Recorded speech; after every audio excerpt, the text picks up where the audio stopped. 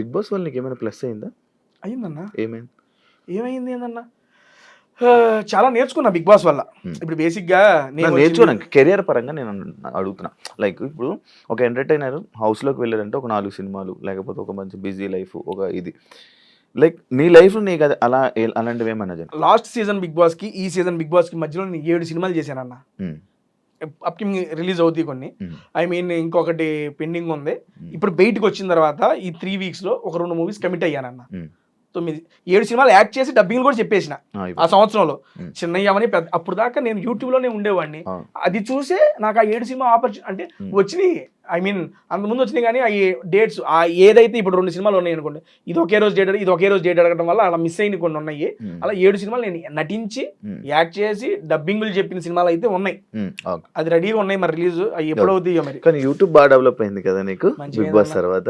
అవునన్నా, 3 లక్షలు అప్పుడు పోయా, ఇప్పుడు 8 లక్షల మంది సబ్స్క్రైబర్లు అయ్యారు. ఈ 2 సార్లు బిగ్ బాస్ చెప్పక 5 లక్షల మంది పెరిగారు. మరి వాళ్ళందరూ నన్ను చూసి నా ఆట చూసి నచ్చి నా దగ్గరికి వచ్చిన వాళ్ళే కదా. సంపాదించుకున్నావు డబ్బులు మంచిగానే వస్తున్నాయి అన్న, సంపాదించుకున్నావు. ఎంత సంపాదించుకున్నావు? ఎంత నెట్ జీవితం ఏదో వస్తున్నాయి, దేవుడు ఆశీస్సులు.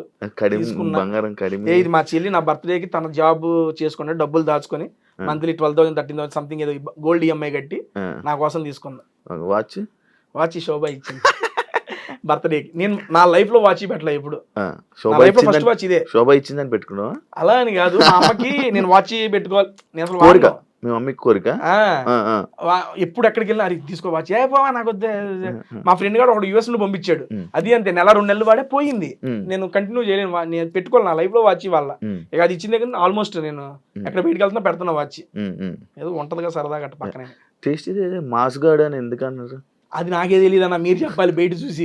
నాకు బయటకు వచ్చే బయటికి మాస్ గడ్ అంటే ఎందుకు తిడుతున్నారో పుడుతున్నారో అర్థం కాలా. తర్వాత కామెంట్స్ అవి చూసిన తర్వాత బేసిక్ గా నేను పర్సనల్ గా చాలా సాటిస్ఫై అయ్యా. ఈ సీజన్ లో ఒక ప్రోమో కింద 6,000 కామెంట్లు ఉంటే దాన్ని మొత్తం మాస్గడ్ తేజ గేమ్ చేంజర్ తేజ ఊపిపడేశారు. అమ్మని అమ్మ ఏంది ఎంతమందికి నచ్చామా మనం అని సెల్ఫ్ సాటిస్ఫాక్షన్ సీరియస్లీ. ఎందుకంటే మనం కామెంట్ లో, నేను యూట్యూబ్ లో వీడియో చేసేటప్పుడు కూడా నాకు 500-600 కామెంట్లు వస్తాయి అన్న, నేను చేసే ఫుడ్ వీడియోకి కూడా. అటువంటిది 6,000 కామెంట్లు 7,000 కామెంట్లు నా పేర్లు ఉన్నాయి అంటే నాకు భలే అనిపించింది. అది టేస్టీ తేజ సింపతి ట్రై చేశాడా? ఏ విషయంలో అన్న? లైక్ ఫ్యామిలీ టైంలో అమ్మగారు కోసం ఎక్కువసేపు ఏడవడం, కానీ అక్కడ ఏదో కొంచెం సింపతి ట్రై చేశాడు. కెమెరా వైపు చూసి మరీ ఏడవడం, కొంచెం సింపతి ట్రై చేశారు. దాన్ని క్లిప్స్ చేసి మరి బయట ట్రోల్ చేస్తారు బయట. చూసా పిల్లోడు స్కూల్ వదిలేసి వెళ్ళిపోతే ఎంత ఎమోషన్ అయినా ఏమైనా చేయగలరబ్బా మీమ్స్ లో. నేను భలే నవ్వుకున్నా అది. Okay done. సింపతి అనేది బేసిక్ గా నా లైఫ్ లో నేను సింపతిని ఎప్పుడు కోరుకోనన్నా సీరియస్లీ. నాకు రియల్ లైఫ్ లో కూడా ఏమైనా ఉంది అంటే నేను అది చెప్పేసి అరే అయ్యో పాపం అని నా మీద జాలి చూపిస్తే నేను తీసుకోలేను, సీరియస్ గా తీసుకోలేను. అటువంటిది ఆ మూమెంట్ లో నా మనసులో ఏం వచ్చేసిందంటే బలంగా, అరే లాస్ట్ టైము ఫ్యామిలీ వీక్ అప్పుడు నువ్వు ఇంట్లో బయటికి వెళ్ళిపోయావు, ఇప్పుడు ఫ్యామిలీ వీక్ జరుగుతుంది, అందరు పేరెంట్స్ వస్తున్నారు, నువ్వు ఏదైతే అనుకున్నావో మీ అమ్మ రావట్లేదు, ఒకవేళ అదే వారం నేను ఎలిమినేట్ అయిపోతే ఏంటి పరిస్థితి? ఈ సీజన్ నేను వచ్చి అది ఉపయోగం లేకుండా వెళ్ళిపోద్ది, ఇంకా గిల్ట్ నన్ను వెంటాడుతూనే ఉంటుంది. 1 year నేను అది క్యారీ చేసిన, ఇంక ఇది లైఫ్ లాంగ్ క్యారీ అయ్యిద్ది. యాక్చువల్గా ఈ అవకాశం రావడం గొప్ప రెండోసారి, నేను అనుకోవాలా ఈసారి అది నిజం చేసుకోవాలా.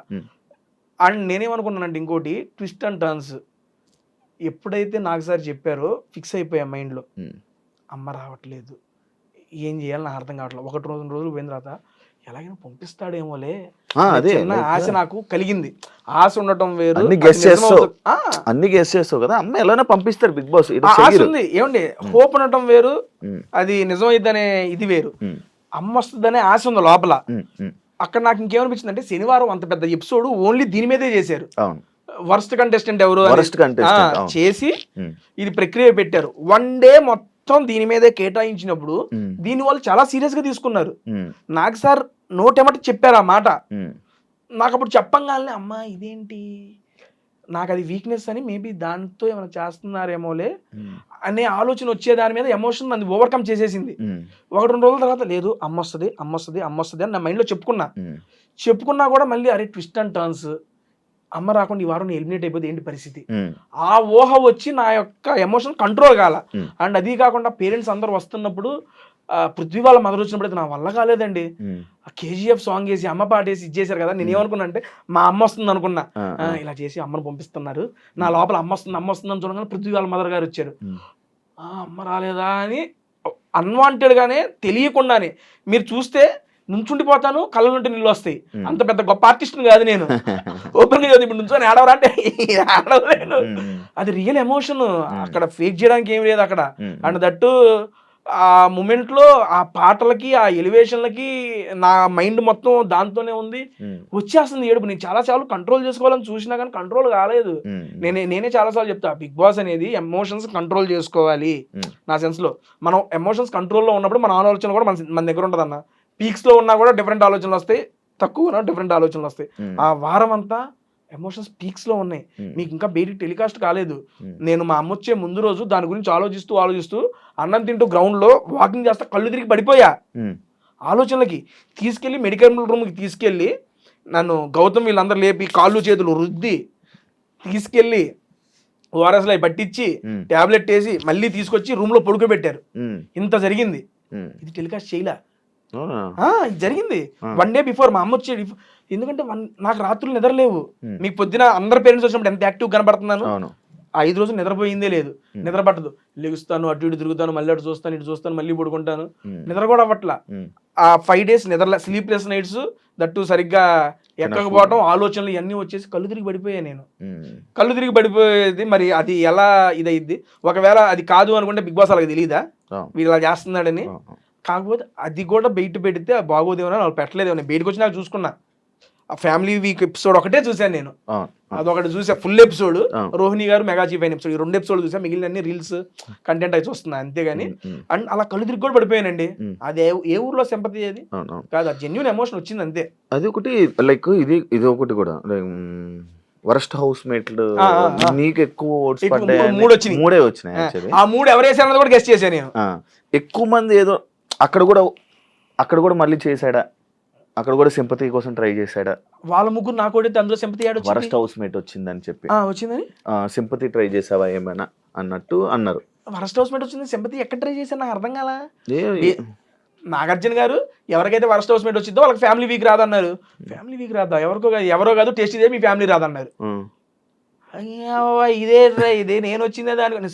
సార్ నా ఫస్ట్ ప్రయారిటీ అదే సార్, ఫ్యామిలీ రాకపోతే ఎలా సార్ అంటే, హౌస్ మేట్స్ అందరు కలిసి డిసైడ్ చేశారు, మెజారిటీ వచ్చింది, ఇంక చేసేది ఏమి లేదనగానే నేను అక్కడ నా మాట రాలా నోటేమట నుంచుని పోయి okay sir I will accept sir అని చెప్పి కూర్చున్నా. ఇంకా అక్కడ సింపతి ఏమి లేదు, నేను దాని గురించి ఏమి మాట్లాడాలి అసలు. ప్యూర్లీ పర్సనల్ ఒపీనియన్ కదా, it's purely my personal opinion, it's my purely personal opinion అని చెప్పి మాట్లాడుతూ ఉంటాం. అవతల వ్యక్తులు టేస్టీ తేజ గురించి ఏదైనా చెప్తున్నప్పుడు వాళ్ళది కూడా పర్సనల్ ఒపీనియన్ గా తీసుకోవచ్చు కదా అని చెప్పి అడిగారు. పర్సనల్ ఒపీనియన్ నేను అంటున్నా, it's your personal opinion, I respect it, కానీ నేను దాన్ని యాక్సెప్ట్ చేయను. అది ఎందుకు యాక్సెప్ట్ చేయను? అది వాళ్ళ ఒపీనియన్ అండి, దాన్ని నేను ఎట్లా యాక్సెప్ట్ చేస్తాను? ఒక్కొక్కసారి అది మీ ఒపీనియన్ మార్చుకోమని నేను చెప్పను. మీ ఒపీనియన్ నేను రెస్పెక్ట్ ఇస్తాను, అది యాక్సెప్ట్ చేస్తాను, బట్ నేను ఎందుకు చేశాను నా రీజన్ చెప్తాను. ఇది నేను చెప్పింది అక్కడ ఏ విషయం అయినా. కానీ ఇది ఎక్కడి నుంచి వచ్చింది మీకు? It's my purely personal opinion ఎందుకు స్టార్ట్ చేసి? లాస్ట్ సీజన్ లో కూడా ఉంది, లాస్ట్ సీజన్ లో positive vibes negative vibes last time. ఈసారి అసలు వాళ్ళదాన్ని ఎందుకులే అని. ఎందుకంటే ప్రతి మనిషి మనం మాట్లాడేది మనకు అనిపించిందే మాట్లాడతాం. కొన్ని ఇప్పుడు బయట మన నిజ జీవితంలో కూడా ఇప్పుడు మీరు నన్ను అడిగే క్వశ్చన్ మీకు అనిపించినయే, మీరు చూసినవి మీకు ఇలా అనిపించింది మీరు నన్ను అడుగుతారు. ఇప్పుడు నేను చెప్పేది ఏంటి, నాకు అనిపించింది నేను చెప్తున్నా. అందుకని నేను మాట్లాడేది ఏదైతే నుంచో మాట్లాడుతున్నానో it's purely my personal opinion. నాకు ఏదైతే నేను చూసిన దాన్ని బట్టి నాకు ఏమైతే అనిపించిందో నేను అదే మాట్లాడుతున్నాను అనేది క్లారిటీ చెప్తున్నాను అంతే. అవినాష్ రోహిణి లేకపోయి ఉంటే టేస్టీ తేజ ముందే ఎలిమినేట్ అయిపోయేవాడు అని అంటారు. టాప్ 5 వచ్చేవాడిని. ఎందుకేంటన్నా మీరు చూసారు గేమర్ పరంగా సూపర్ అన్నారు. ఇప్పుడు అవినాష్ అన్న రోహిణి గారు లేకపోతే ఎంటర్టైన్మెంట్ నాదే కదా, ఇంకా అల్లాడుకునేవాడిని, ఒక్కొక్కరిని సరదాగా ఆడేసుకునేవాడిని. ఇంకో 2 వారాలు ఎక్స్ట్రానే ఉండేవాడిని అప్పుడు నేను. నువ్వు రోహిణి కూర్చొని ఎంటర్టైనర్ల గురించి మాట్లాడారు కదా, అది ఎందుకు మాట్లాడాలనిపించింది? లైక్ అది ఫ్లోలో వచ్చేసింది. ఎందుకంటే రోహిణి గారికి ఇంటి నుండి వీడియో వచ్చింది, నాకు ఇంటి నుండి వీడియో వచ్చింది. ఆ వీడియో వచ్చినప్పుడు వాళ్ళు అన్నారు, మా అమ్మ వాళ్ళు రోహిణి వాళ్ళ అమ్మాలు కూడా చెప్పింది, అరే నానిగా బాగా ఆడుతున్నారా, టాప్ 5 దాకా ఉండాలరా, టాప్ 5 లో ఉండాలరా మా అమ్మాలు చెప్పారు.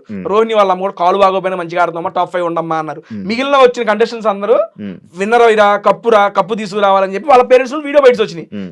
ఇదేంటి వీళ్ళు టఫ్ అయ్యేదాకా అన్నారు వినరావా అంటే మరే మనం వినాలి కామరాదు వాళ్ళకి కూడా తెలుసులేరా అందుకే ఉన్నంతకాలం చేసేద్దాం ఆడేసుకుందాం వెళ్ళిపోదాము అని ఆశ అట్లొచ్చింది అంతేలే కానీ అది బయటకు వచ్చి ఇంత వైరల్ అవుతుందని మేము అనుకోలేదు అస్సలు ఎక్స్పెక్ట్ చేయాలి.